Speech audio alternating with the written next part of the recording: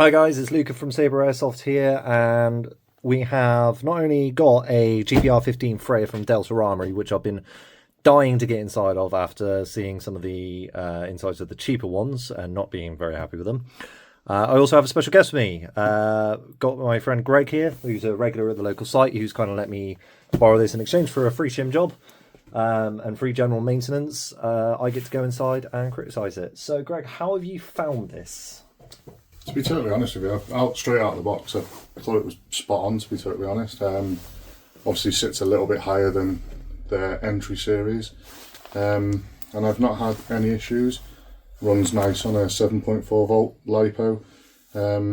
Yeah, and I haven't needed to make any changes. In fact, I have changed from the standard hot rubber because it's set for a slightly higher FPS, isn't it, from the Europe side. And I changed that to the Delta Armory's Trinity hot rubber. With the Omega nub, and yeah, added about an extra 10-15 meters onto it, changed it up the FPS ever so slightly, still within limits. What would you say the ranges you're sort of getting in this at the minute?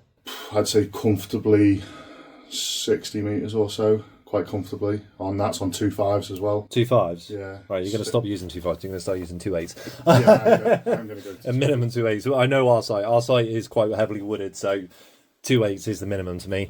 Okay, so you bought it in the box. You've obviously modified the inside a little bit of the box, but this is pretty much what you get in the box for the most part. You don't get an Odin speed loader. That would be amazing if they did that, and you don't get an optic either, do you? No. You don't get a spark. It does come with these nice, looks like nylon maybe? Nylon flip-up sights. They're quite strong springs, that. Yeah. I think I remember seeing these on the rentals. Oh, yeah. So, nice little flip-up sights, that's good. Just the one mag does it come with? Yeah, 120 round. 120 round mid-cap. Okay, yeah, and you've not had any issues with those? No, not at all, the food's perfect. Excellent. And you've currently got it set for 2.5s, and I assume you've got 2.5s in here. Yeah. So if you want to just quickly load up some 2.5s in there.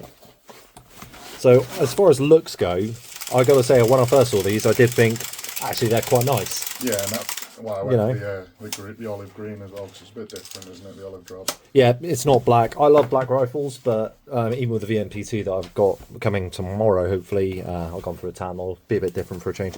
But yeah, no, green. You don't see OD very often in guns.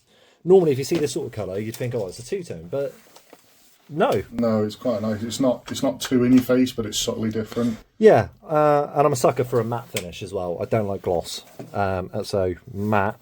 It's kind of matte, you know, It's quite nice. And you did you add the bottom rail? Yeah, sorry, I did. Yeah, that's for a down grip I put on it. But yeah, no other than that. Cool. Full metal, nice weight as well. 10 inch. Yeah, it's quite lightweight. So it's an alloy frame. So it is a metal frame, but it's an alloy metal, I think. We'll double check that. Yeah, alloy metal. So not ferrous. Yeah, and it's got a rotary hop as well. Does hold back as well, the bolt. Does it? Yep, so it does. Bolt hold back, that's great if you're doing adjustments. I think this is an interesting choice. Why is there a screw on the deflector? Aesthetics is added from the outside, isn't it? Yeah, that's interesting because most deflectors you'll find are built in. So rather than as an extra, that's interesting. Cool. Right, so we need to get this apart and test it. I just noticed something. I know you've handled real guns. Yeah. Can you tell me what's wrong with that flash hider? It's not all the way around. All the third cage, it's not all the way around. I noticed it. That's why I originally wanted the 13 inch, because it comes with a different brake on it. Yeah. It's a nicer brake than the 10 inch, but they didn't have the 10 inches in stock. Sorry, they didn't have the 13s in stock.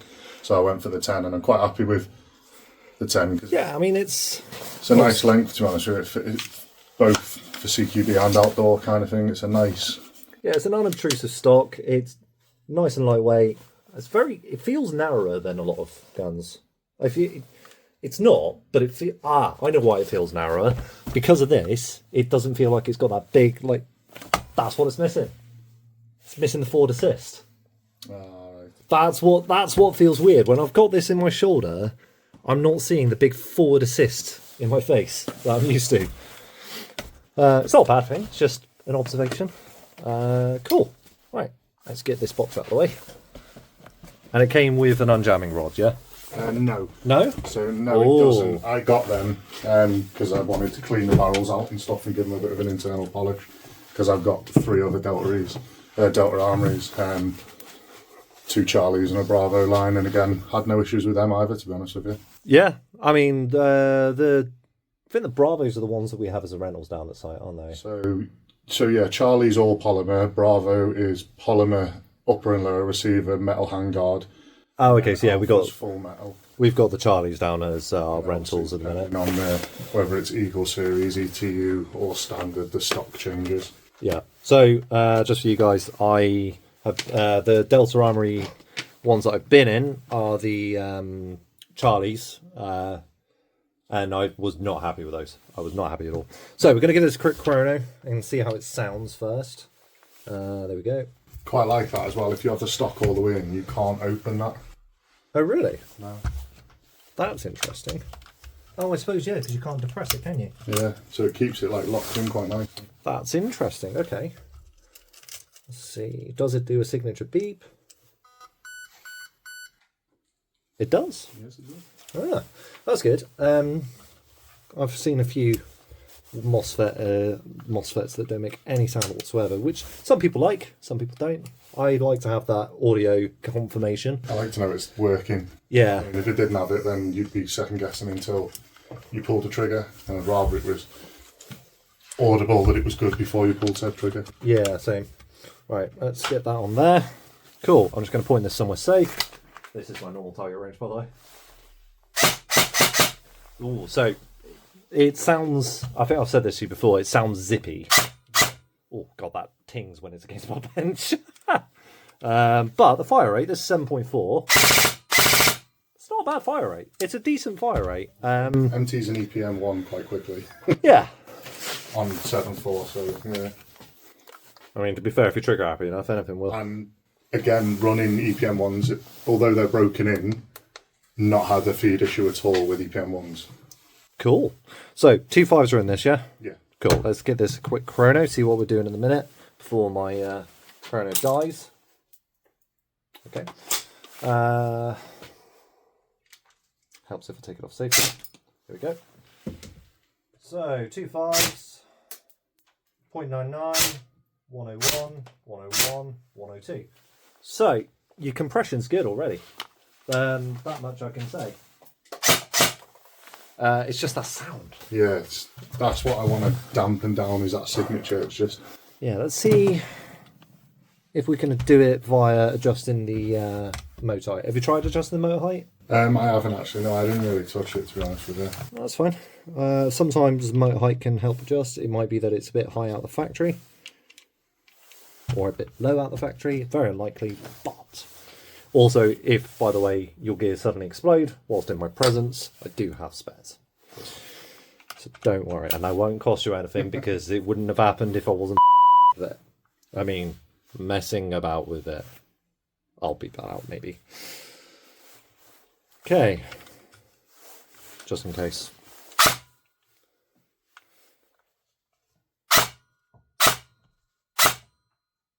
I don't know if that sounds better. That sounds about the same. Yeah. Okay, so I think motor height. What's the time now? Okay. Cool. So let's get into this thing. I'm going to stop the video here for a minute just to save myself on memory on the camera, and then we'll come back once we're inside the gearbox. Oh, come on. Off you come. I mean, creditors do, they're not coming off easily. That's a good thing.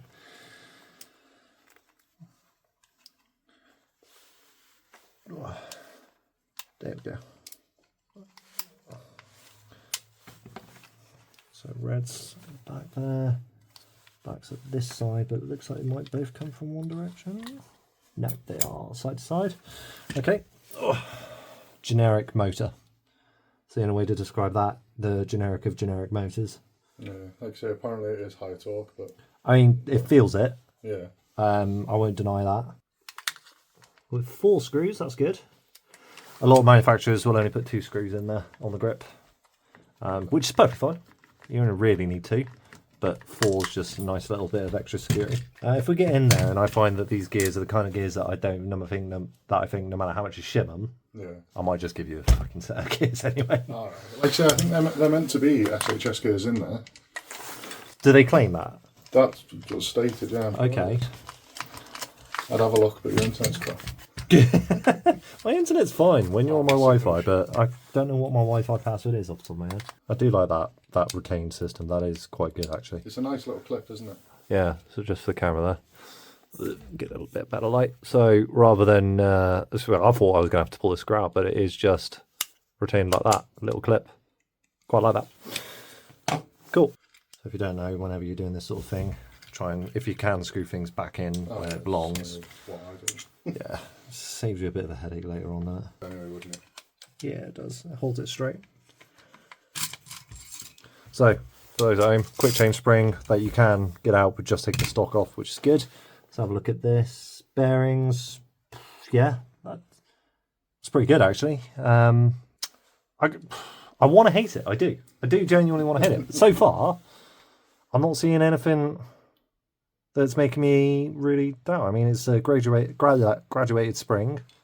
I mean, it's got thick and wider cores on one side with a bit of a thinner bit in the middle, which is good. So unlike in most AEGs, this is actually a grub screw that loves to work its way out. The smallest calibre. No, that's not the smallest. I've seen smaller. Well, I'll leave your bedroom fantasies. I'm not Luke. You can't get away with saying stuff like that on my channel. You can. I don't really get that much. Yeah, so that's your bolt release. Basically, it's actuating. It should be. I imagine this before we get it out. This is actually attached? Question mark. Where are you attached? Oh, that is actually better. Oh, well done, Delta Armory. Well done.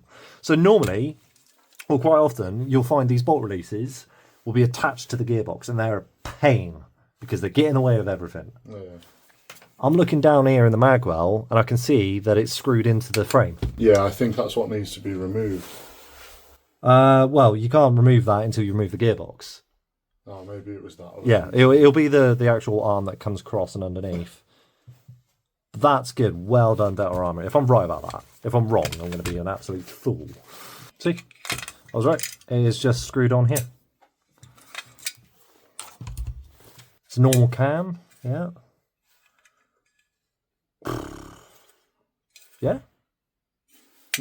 I want to hate it. I do. I genuinely do want to hate it. Give me reason to hate you. Nozzle. Right, say goodbye to your warranty. Oh, hold on. Let me have a look at that. Okay, so it's not an optical selector. So we can pull that out. Standard selector bar. But where, say like in a Perron, these would be optical sensors. Yeah. What else we got? Just put that there for a second. Let's check the shimming.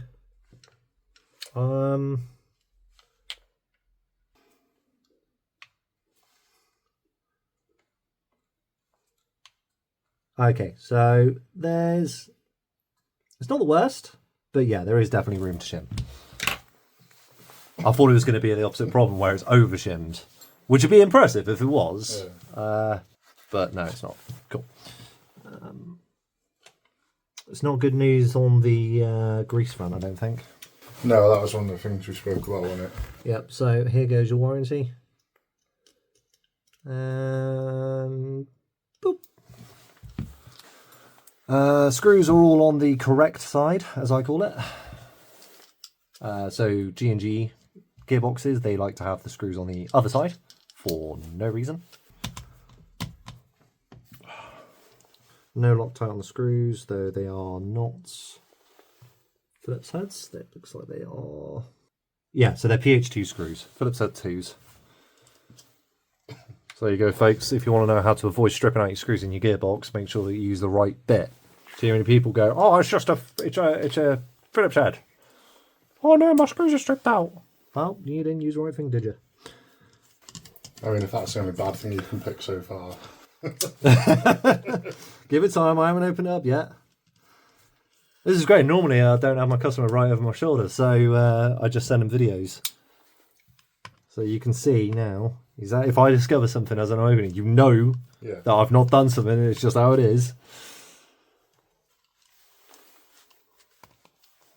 I need to get a new chair for this garage. This little stool is just so uncomfortable after a while. Right, yeah, moment of truth. We know it's got a MOSFET because we can see it. So it's not got your typical switch. So, there we go, that's the tappet plate spring. Well, it's not cheese. And those are definitely not your cheapy Chinese gears. In fact, I would be inclined to agree that those are actually, yeah. That is a stack and a half of shims on it, though. There's no shims on the top of this one, mate. No, there is. There. I'm just blind. We are going to have to clean this all up, but I want to make sure I preserve the shimming. Is that the only one there? Yep. And this one is on the bevel gear. Right. I will concede, Delta Armory, you are not the worst. I will give credit. I have definitely seen worse out of the factory. That is a lot of grease, though. Thank you. And it's a very sticky grease. It's not a very...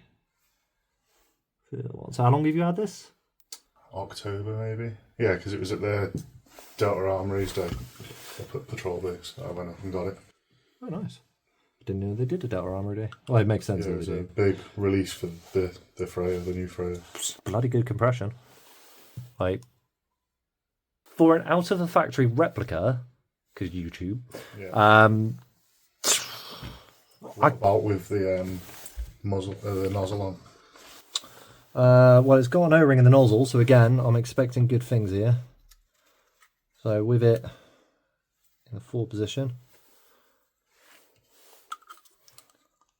Nothing. There's no leak. You want to hate it, don't you? I do. I really, really do. The only complaint I've got is just the grease that they've used. It's slight shimming. Yeah. But even the shimming's not horrendous. It's not the worst. In fact, I reckon most of your noise is coming from this motor and pinion. Yeah.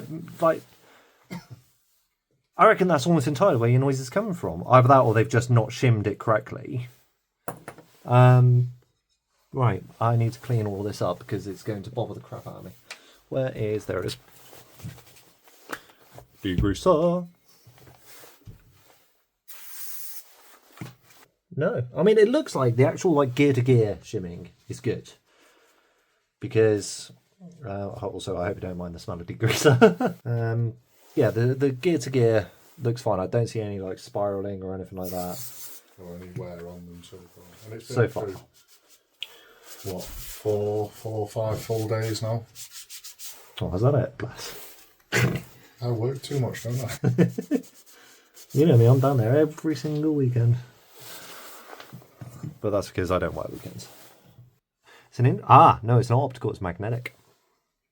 Interesting. I'm pretty sure that's a magnet. Yep. Magnetic trigger. They've definitely made some interesting choices here. This is the part normally that takes a little bit longer. Is sitting here, cleaning up the gears, inspecting the gears, bevel, re-shimming the gears.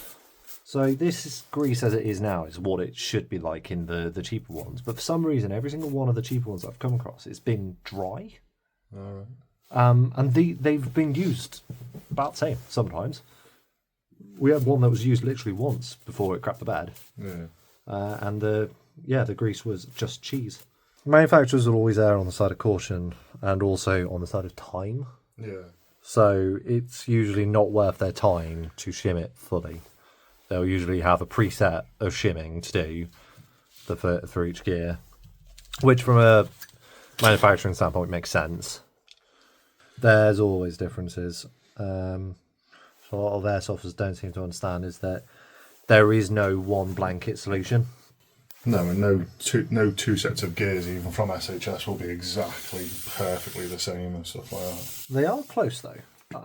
if you get CNC ones, they will be within a certain margin of error. Maybe. Just trying to figure out how. No, it is optical. There's 2 little optical sensors there. So. So it's seeing those 2 spin around. Yeah. So what it's looking for is it looks for the gaps in between the teeth. Yeah. So and that's how it knows where it is by knowing where it isn't. Just like missiles. Yeah. So the first gear that you start on, you ask 10 techs, you'll have 10 answers. Somehow. Some people say start with the spur gear, which is that one there. Some people say start with the pinion. I've even seen some people say start with the sector gear. Personally, I usually start with the bevel gear. Would you change to bearings or? No, I always opt for bushings personally, because they're more durable. That's why I haven't really. Let's have a closer look at this. It feels like metal. See if it's steel. Where did I put my magnet? I'm always misplacing that. Steel. That's good. And we have 1, 2, 3, 4, 5, 6, 7, 8, 9, 10, 11, 12, 13, 14. 14 gears. Pin gears. Teeth. Words. Thank you. And yeah, it looks like there's no issues with PME or anything like that. I'll put this in here. So AOE, or angle of engagement,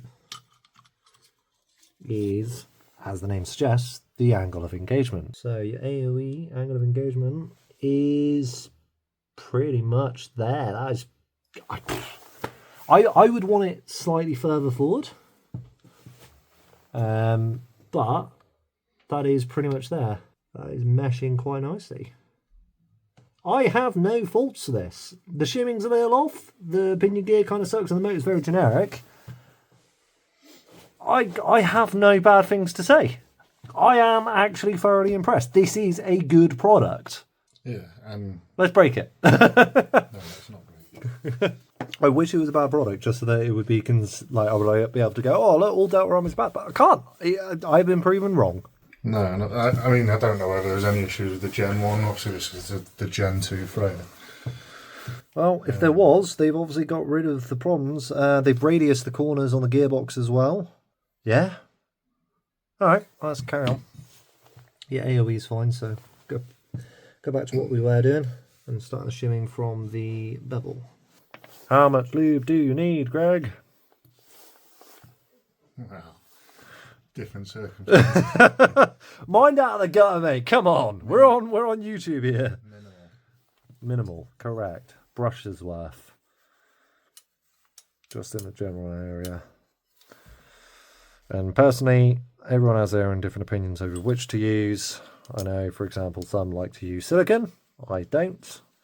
I prefer PCFE based because when it comes to metal on metal, PCFE is better. If you want to know more, go and do the research yourself. There are 1,000,001 white papers on the topic.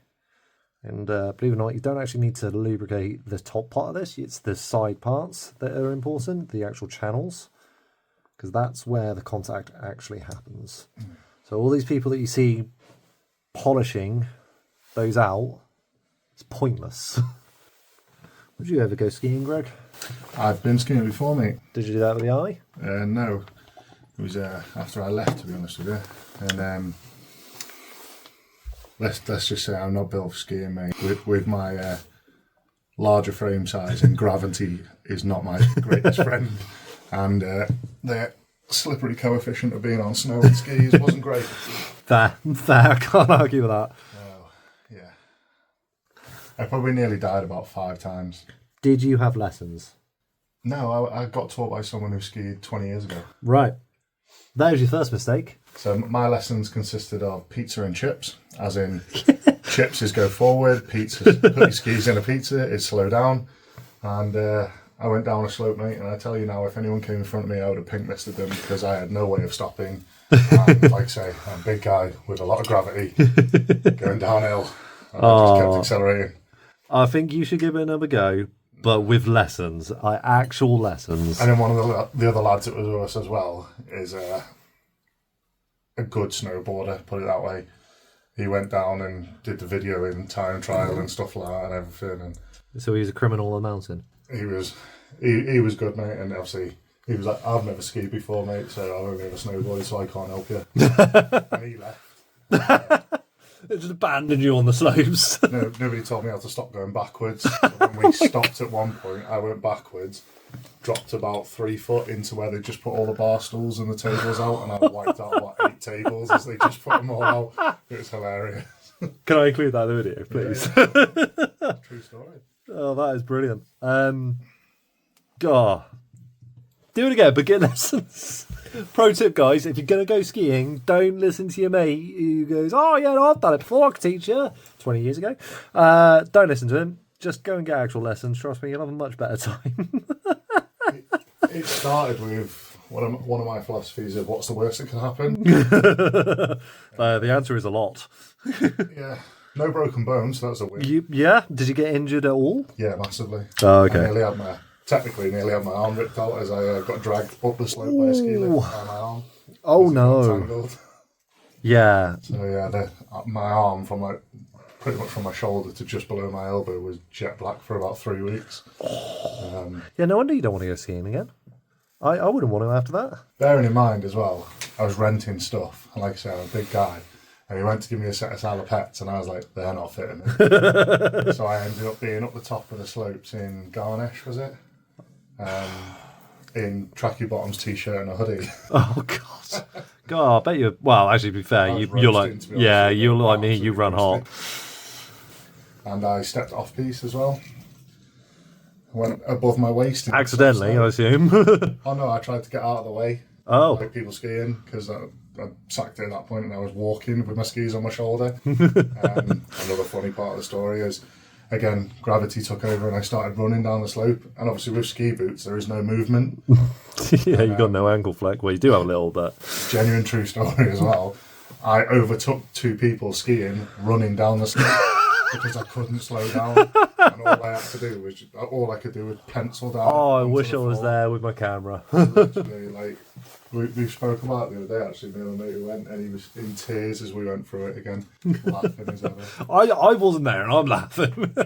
It does sound funny. So there we go. You are shimmed, and thank you very much for letting me have a look inside this one.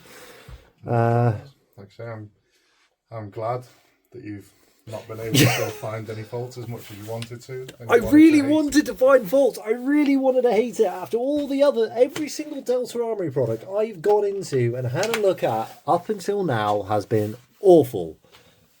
I can't fault this. I wanted to, but I couldn't. Well, how much does it cost again? So like, I got that. I think it was an extra 20% off when I got it. Yeah. Then I'd have to have a look at the Ballpark? Probably around 240, 250, maybe something like that. Like I say, I think I paid 197. That was like, that's around the two. Oh my god! Right, for the price, 24999 on patrol days. Having seen this in action firsthand, heard it, been inside it now. For that price, that is a good bit of kit. Like I say, I think I paid 197 or something like that, or 207 for it. That is a good bit of kit for that price. There you go, guys. If you want to get an affordable, premium, full metal bit of kit, Delta Armory Freya. I honestly think that is genuinely a good, worthwhile bit of kit. There we go. Thank you very much, Greg. I have a feeling I'm going to have you back here again at some point. So, catch you on the next one.